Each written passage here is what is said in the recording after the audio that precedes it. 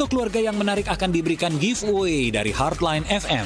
Info lebih lanjut, klik www.heartline.co.id atau follow Instagram @heartlinefm. Ajang foto keluarga Family is a Greatest Gift disponsori oleh Yayasan Busur Emas, Sri Kandi Citra Raya, Icitan, Taman Safari Indonesia.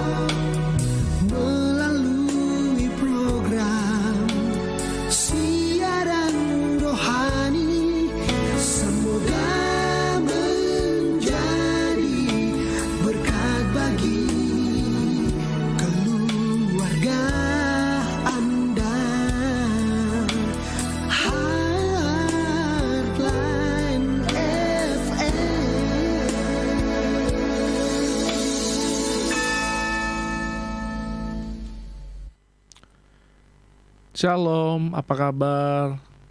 Selamat Natal. Pertama-tama saya mau kasih tahu dulu kalau hari ini adalah hari terakhir saya siaran di Heartline FM. Jadi saya, kalau yang ada pendengar yang biasa dengerin saya setiap hari Sabtu, saya mau kasih tahu bahwa mulai minggu depan saya tidak lagi siaran di Heartline FM. Alasannya adalah karena ada persoalan-persoalan di rumah yang perlu kehadiran saya lebih banyak. Jadi saya rasa lebih baik saya fokus di rumah. Tapi setiap hari Jumat saya masih ada Zoom meeting. Kalau ada yang tertarik bisa ikut Zoom meeting saya setiap Jumat malam.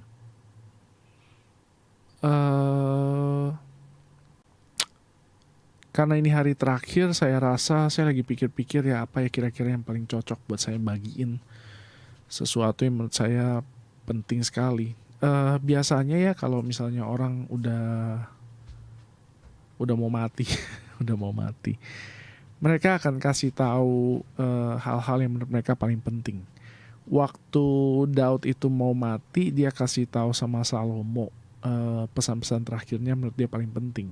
Waktu Yesus mau naik ke sorga, dia juga kasih tahu murid-murid hal yang menurut dia paling penting. Nah, saya punya adalah perspektif. Menurut saya semua hal yang saya share sih menurut saya penting.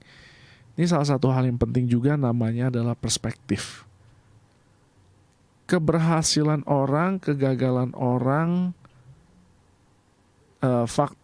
salah satu faktor utamanya adalah punya perspektif yang salah. Apa sih perspektif itu? Perspektif itu adalah sudut pandang, cara kita memandang sesuatu. Nah, ada 3 hal yang kita harus punya perspektif yang benar, yaitu cara pandang kita terhadap Tuhan, cara pandang kita terhadap diri kita sendiri, dan cara pandang kita terhadap dunia ini atau permasalahan kita. Minggu lalu kalau misalnya ada yang dengerin saya punya siaran, saya ada ngomongin soal cara pandang kita terhadap Tuhan. Tuhan itu adalah seorang pemberi, bukan pengambil. Nah, jadi yang bagian situ saya nggak akan jelaskan terlalu banyak. Kalau ada yang belum dengar, silakan ke saya punya YouTube aja ya. Saya punya YouTube channel, namanya adalah Kelimpahan Alkitabiah. Saya nggak akan tutup saya punya YouTube channel, sama IG saya nggak akan tutup. Tetapi yang siaran radionya saya stop, yang renungan hariannya saya belum putuskan. Tapi anyway, videonya akan tetap ada, jadi teman-teman bisa dengar ulang-ulang lah kalau mereka mau. di YouTube saya. Nah, jadi yang bagian cara pandang kita terhadap Allah saya nggak jelasin panjang lebar di sini. Saya cuma mau jelasin bahwa Allah itu adalah seorang pemberi, bukan pengambil. Kalau kita mengerti ini, kita hidupnya bakalan lebih gampang.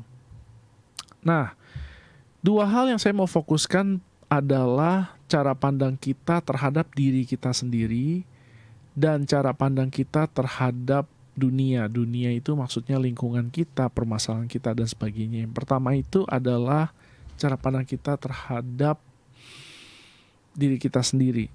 Ayatnya ada di Amsal 23 ayat 7. Amsal 23 ayat 7. Mari kita buka. Ini bagian A-nya doang ya. Sebab seperti orang yang membuat perhitungan dalam dirinya sendiri, demikianlah ia. Nah, kenapa orang melakukan A, kenapa orang nggak melakukan B, kenapa orang bertindak kayak begini dan bukan begitu, semuanya karena cara dia berpikir. Cara dia berpikir itu sangat menentukan tindakan apa yang akan dia ambil. Nah, cara dia berpikir itu sangat tergantung dengan perspektif dia terhadap dirinya sendiri dan terhadap lingkungannya. Nah, yang sekarang saya mau bahas adalah tentang dirinya sendiri. Kenapa orang bisa gagal? Karena cara dia memandang dirinya itu salah. Kenapa orang bisa gagal? Karena cara dia memandang dirinya sendiri itu salah. Kalau kita memandang diri kita sebagai lemah, bodoh, payah, tidak berdaya, dan sebagainya, maka terjadilah sesuai dengan imanmu. Tetapi kalau kita melihat diri kita sebagaimana kita seharusnya melihat diri kita, yaitu seperti Kristus, maka terjadilah sesuai imanmu. Nah, Allah itu akan mengingatkan kita dari waktu ke waktu identitas kita yang sebenarnya. Siapa kita sebenarnya, kemampuan apa yang kita miliki. Tetapi kalau kita pilih untuk tidak mempercayainya, semuanya itu tidak akan berguna untuk kita. Contoh misalnya saya bisa aja di rumah saya punya pistol, tapi saya nggak pakai kalau misalnya ada maling masuk rumah saya. Kenapa demikian? Karena saya nggak percaya. Saya nggak percaya bahwa saya bisa menggunakan pistol, atau saya nggak percaya bahwa pistolnya itu berfungsi, atau saya nggak percaya bahwa pistol itu ada peluru, dan sebagainya, dan sebagainya, dan sebagainya. Banyak sekali kegagalan yang orang alami membuat dia melupakan potensi dirinya. Hanya karena orang itu gagal di A, di B, di C, di E, bukan berarti dia adalah seorang gagal. Sekali lagi, hanya karena orang itu gagal di A, di B, di C, di D, bukan berarti dia adalah orang gagal. Tetapi ketika dia memutuskan untuk menjadi orang gagal, maka gagallah dia. Nah, ini adalah perspektif, cara pandangnya dia. Dia memandang dirinya sendiri bagaimana. Saya pernah bilang ya, kalau kita bisnis lalu kita gagal ya, kan karena memang bisa aja gagal, anggaplah itu sebagai uang sekolah, sebagai pelajaran. Salah satu filosofi yang paling saya sukai dan saya suka pakai adalah, saya bilang begini nih, good days you get happiness, bad days you get experience, in all things give thanks. Hari-hari yang baik kita dapat kebahagiaan, hari-hari yang buruk kita dapat pengalaman. Tetapi di dalam segala hal bersyukurlah. Nah, cara kita melihat segala sesuatu itu sangat penting. Cara kita melihat diri kita sendiri itu sangat penting. Cara kita melihat diri kita sendiri itu sangat penting. Apakah Anda tetap melihat diri Anda sebagai seorang yang lebih dari pemenang, walaupun Anda sudah banyak gagal atau tidak? Nah, orang itu kadang-kadang begini, dia suka semangat di depan, begitu mulai terjadi masalah, terjadi kegagalan, lalu semangatnya padam. Prok. Bisa nggak orang down? Bisa. Tetapi orang tidak boleh down lama-lama. Orang itu begitu down, dia mesti cepet-cepet cari Tuhan, bangkit lagi. Begini caranya kita hidup. Orang itu cepet-cepet cari Tuhan dan bangkit lagi. Jangan membiarkan segala keterpurukan itu membuat orang menjadi down terus-menerus. Saya pernah dengar teman ada cerita ya. Papanya dulu dibilang bahwa pekerjaannya nggak keren atau apa segala macam, saya nggak ngerti lah. Lalu akhirnya papanya mutusin buat berhenti kerja. Ini yang ngomong anaknya nih. Papa kok gini-gini, ya udahlah nggak usah kerja lagi, berhenti kerja. Akhirnya papanya nggak pernah kerja lagi sampai sekarang, dan waktu itu sudah lama sekali berlalu. Kita ini jangan membiarkan kalau bahasa Inggris bilangnya jangan membiarkan problems define you. Atau bahasa Indonesia itu jangan membiarkan masalah itu mendefinisikan kita ini sebetulnya siapa. Jangan membiarkan masalah mendefinisikan kita ini siapa, tetapi kita harus mendefinisikan diri kita ini sebetulnya siapa. Ada ungkapannya dalam bahasa Mandarin, ya bilangnya itu adalah emas murni tidak takut api. Nah, bagaimana sih caranya orang bisa dapat emas murni? Kalau ada yang punya beli LM gitu ya, LM Antam atau apa, itu caranya itu ya pertama mereka ambil begitu pasir emas itu, lalu mereka lebur. Pasir emas itu pertama itu mereka kasih merkuri itu buat pisahin antara pasir sama emas, lalu emas-emas itu akan dilebur. Nah, begitu dilebur, segala sesuatu yang kalau bahasa Inggris namanya impurities. Impurities itu adalah zat pengotor, kalau bahasa Indonesia bilangnya zat pengotor. Artinya segala sesuatu yang bikin emas itu nggak murni, itu dibuang. Tembaga lah, perak lah, apa segala macam, semua dibuang, dipisahin. Setelah itu, jadilah emas yang murni. Nah, emas yang murni ini dimasukin ke dalam cetakan. Kalau ada yang beli LM, ya tahu tuh ada tulisannya tuh. Antam 99,99%. Nah, ini adalah satu ungkapan yang saya bilang di bahasa Mandarin itu, emas murni tidak takut api. Jadi ketika kita mendefinisikan siapa diri kita sebenarnya, masalah itu hanya akan membuat kita semakin kelihatan diri kita yang sejati. Sekali lagi, ketika kita mendefinisikan diri kita sendiri sebagai siapa, masalah yang datang itu hanya akan memperjelas siapa kita sebenarnya menurut diri kita sendiri. Kalau kita percaya bahwa kita adalah orang-orang yang lebih dari pemenang, ketika masalah datang, kita akan semakin kelihatan bahwa kita adalah orang-orang yang lebih dari pemenang. Tetapi ketika kita misalnya menyerah pada tekanan, ya berarti jelas sebetulnya kita ini kurang kuat. Nah, saya ngomong gini maksudnya bukan supaya kita lalu menyerah aja gitu, terus ya udahlah kalau udah terlanjur ini payah bagaimana dong? Kita harus kembali mendefinisikan siapa diri kita sebenarnya. Jadi Amsal tadi bilang begini nih, siapa yang membuat perhitungan di dalam dirinya sendiri, demikianlah ia.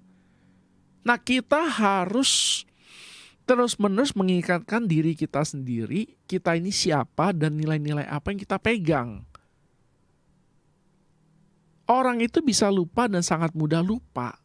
Jadi kita harus terus-menerus mengingatkan diri kita sendiri, siapa kita sebenarnya. Atau kalau kita masih sulit berpikir demikian, pikirlah siapa yang kita mau jadi. Siapa yang kita mau jadi. Jadi kalau kita sulit berpikir, oh saya adalah orang yang sudah sukses, saya adalah orang yang sudah berhasil, saya adalah orang yang lebih dari pemenang, pikirnya oke, saya akan menjadi orang sukses, saya akan menjadi orang yang lebih dari pemenang, saya akan menjadi orang yang berhasil. Nantinya, nggak apa-apa. Kalau sulit untuk membayangkan bahwa kita adalah orang yang memang sudah berhasil, paling nggak kita punya pengharapan. Pengharapan itu baik, tidak ada masalah, bagus juga. Jadi, mulailah kita mendefinisikan diri kita dengan benar terus-menerus. Ini dari semua yang saya pernah share selama ini di radio, saya rasa ini adalah konklusi kesimpulan yang terbaik lah. Terbaik. Mulailah kita mendefinisikan siapa kita sebenarnya. Mulailah kita mendefinisikan siapa kita sebenarnya. Ini sangat penting. Sangat penting. Salah satu kunci kemenangan di dalam hidup. Nah, yang kedua adalah kita mesti punya perspektif yang benar dalam menilai dunia, lingkungan kita atau masalah. Nah, seringkali ya kita melihat masalah itu lebih besar daripada seharusnya. Kita melihat dunia itu lebih menakutkan daripada seharusnya.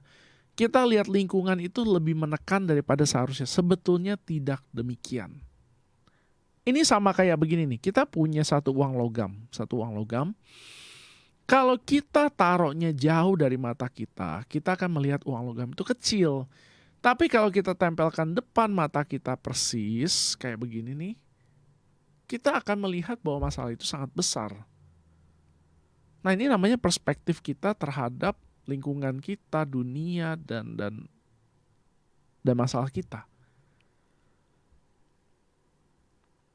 Jadi, kita mesti punya cara pandang yang benar untuk melihat masalah kita. Ada satu jenderal perang, cerita ini cukup menarik ya.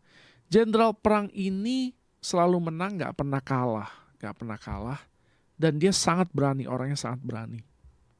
Satu kali dia itu lagi di rumahnya, terus dia punya satu barang sangat berharga, satu vas.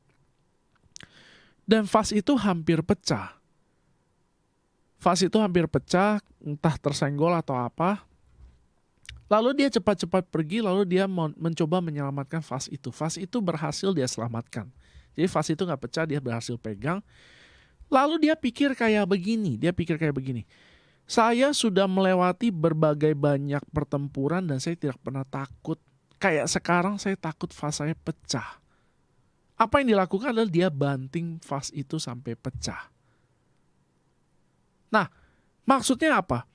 Selama ini dia ikut pertempuran, dia mempertaruhkan nyawanya dan dia tidak pernah takut. Bagaimana sekarang dia bisa takut hanya karena sebuah vas? Apakah vas lebih berharga daripada nyawanya dia? Udah pasti enggak.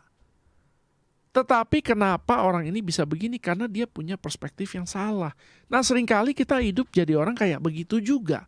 Kita melihat seolah-olah masalah ini terlalu besar, terlalu menakutkan. Padahal kalau kita pikir-pikir, kalau kita tarik panjang, apa sih sebetulnya yang menakutkan? Paling-paling kita kehilangan pekerjaan, paling-paling kita kehilangan uang. Paling-paling cuma begini, paling-paling cuma begitu. Tapi ketakutan itu adalah sesuatu yang tidak rasional.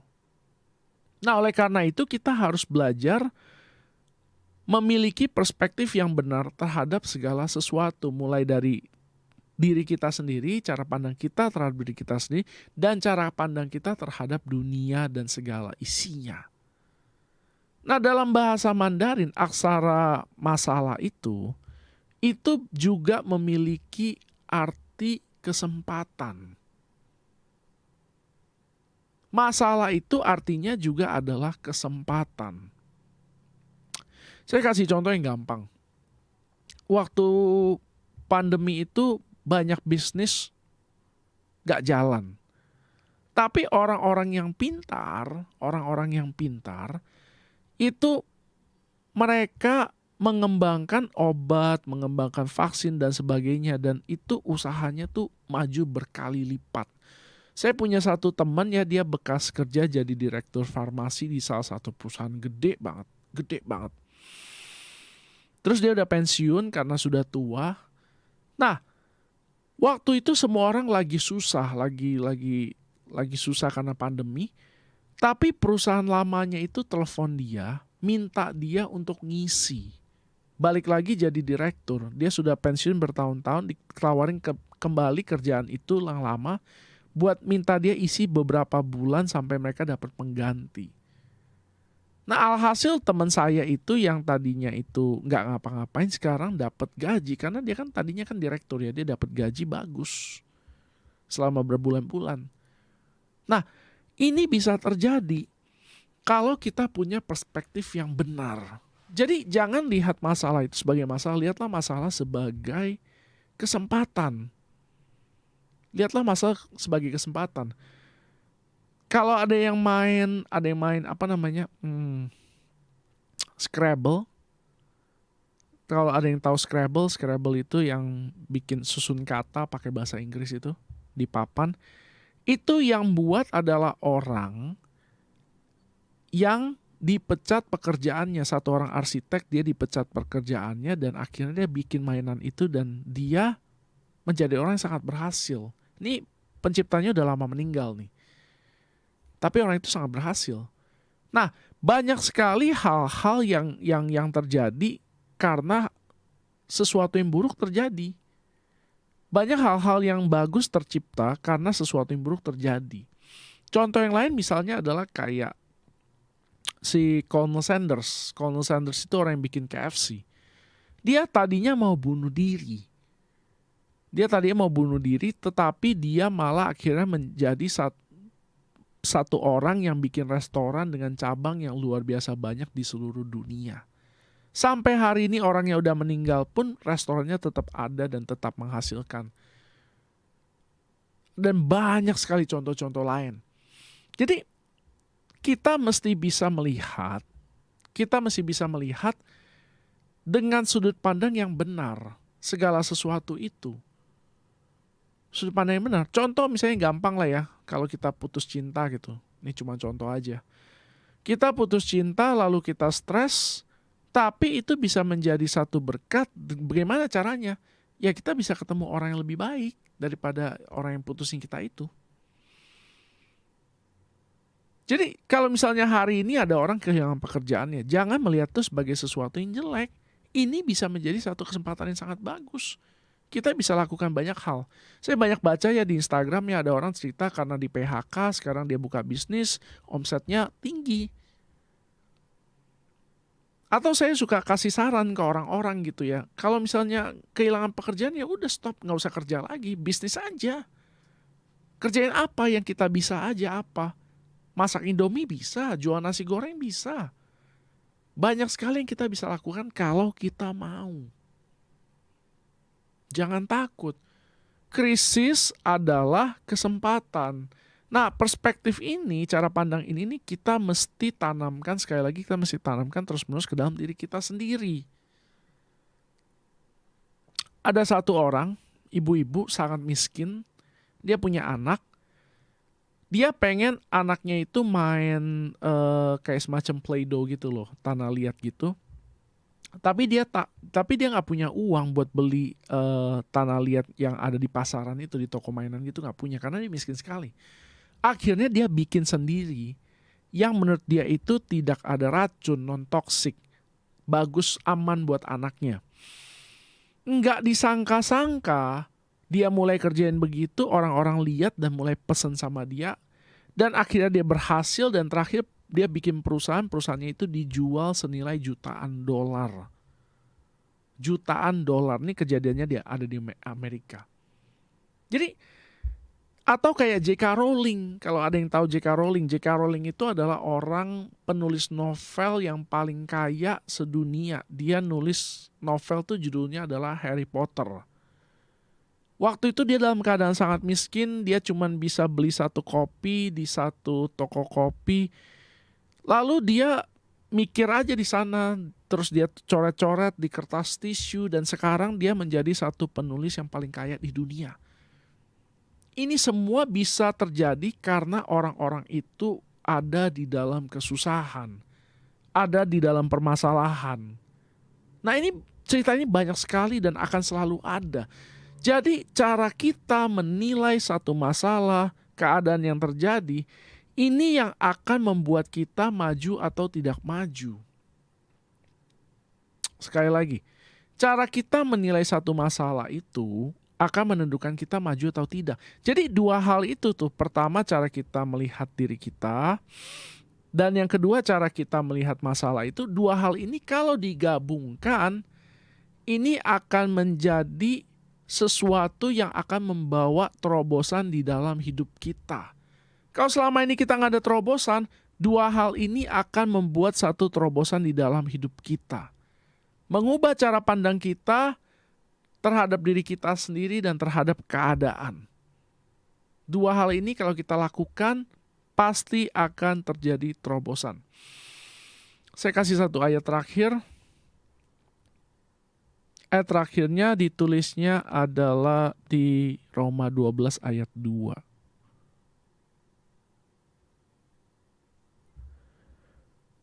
Janganlah kamu menjadi serupa dengan dunia ini, tetapi berubahlah oleh pembaharuan budimu. Ini bagian aja. Orang itu perlu merubah caranya berpikir. Orang itu perlu merubah dia punya cara pandang. Ketika hal ini terjadi, hidupnya pasti akan berubah.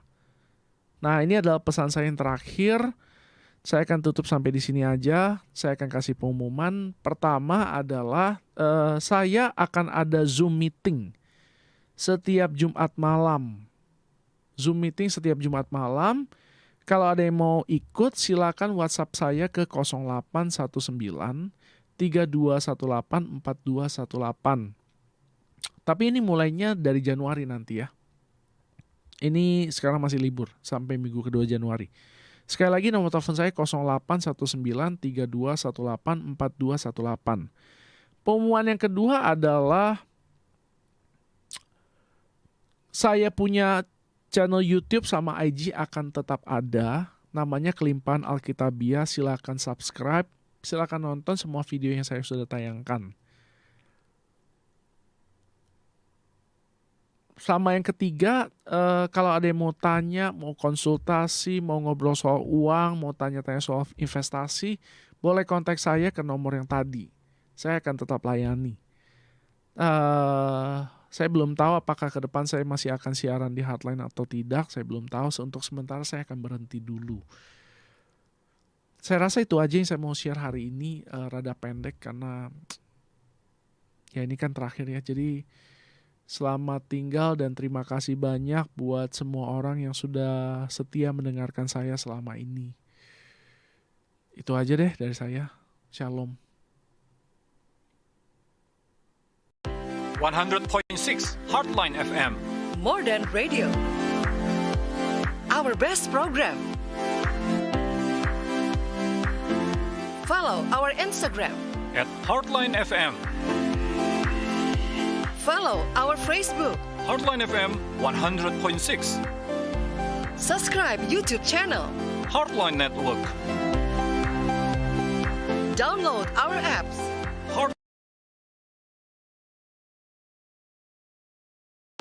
100.6 Heartline FM. More than radio. Our best program. Follow our Instagram. @Heartline FM. Follow our Facebook. Heartline FM 100.6. Subscribe YouTube channel. Heartline Network. Download our apps. Heartline Tangerang. 100.6 Heartline Radio, radio nomor 1 yang peduli dengan perlindungan anak-anak dan berkontribusi dalam membangun keluarga Indonesia. Bersama UNICEF, Heartline ikut mengkampanyekan hak-hak anak Indonesia. Heartline banyak memproduksi konten program untuk perlindungan anak dan pemberdayaan orang tua. Selain program siaran, Heartline aktif dalam menyelenggarakan acara untuk pembekalan kepada orang tua dan anak-anak. Selama tahun 2016 sampai 2017, Heartline mendapatkan 2 penghargaan. Penghargaan Nobel Media sebagai radio yang peduli dengan perempuan dan anak, dan juga penghargaan kepada Radio Peduli Anak bersama Komnas Perlindungan Anak. Mari bergabung bersama Heartline Radio dalam memperkokoh keluarga Indonesia.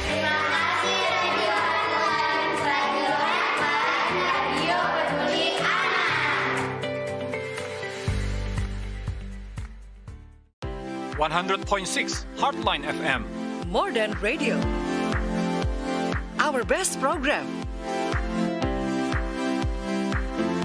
Follow our Instagram. @Heartline FM. Follow our Facebook. Heartline FM 100.6. Subscribe YouTube channel. Heartline Network. Download our apps. Heartline Tangerang. 100.6 Heartline Radio, radio nomor 1 yang peduli dengan perlindungan anak-anak dan berkontribusi dalam membangun keluarga Indonesia. Bersama UNICEF, Heartline ikut mengkampanyekan hak-hak anak Indonesia. Heartline banyak memproduksi konten program untuk perlindungan anak dan pemberdayaan orang tua.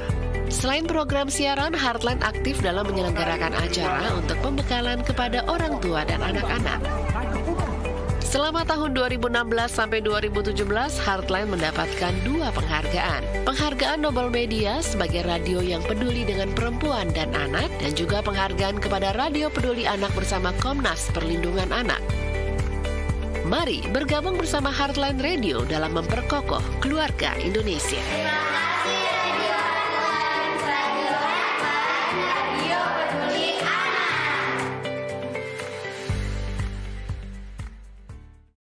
100.6 Heartline FM. More than radio. Our best program. Follow our Instagram. @Heartline FM. Follow our Facebook. Heartline FM 100.6. Subscribe YouTube channel. Heartline Network. Download our apps. Heartline Tangerang.